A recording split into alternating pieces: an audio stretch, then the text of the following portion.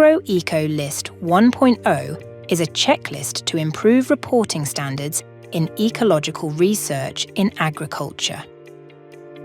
Reporting standards refer to the completeness of background information, for example, study location or distance between sites, that is reported in a scientific paper. Studies have shown that many scientific papers have poor reporting standards, with, for example, few studies reporting the number of replicate plots. This negatively impacts our ability to interpret, replicate, and reuse scientific studies, for example, for evidence synthesis.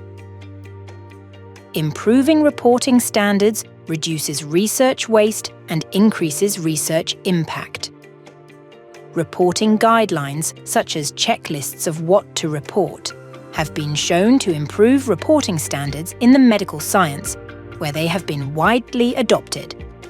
Here, we use a community-centered approach to develop a reporting checklist, AgroEcoList 1.0, through surveys and workshops with 23 experts from across the world, followed by a survey of the wider agroecological community that included responses from 345 researchers, reviewers, and editors.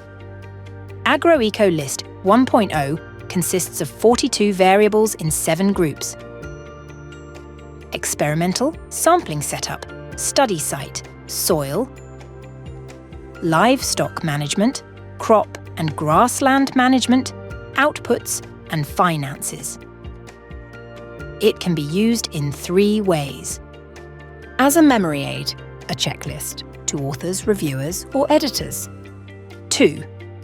As a guide for the data to consider collecting when planning or conducting a study. 3. As a template to fill in and be included as a table in a scientific paper or report. We recommend that AgroEcoList is used as a template where possible, as this could facilitate automated data extraction. We recommend that journals add reporting checklists, such as AgroEcoList, to their author guidelines. In the medical sciences, this practice has been shown to improve reporting standards.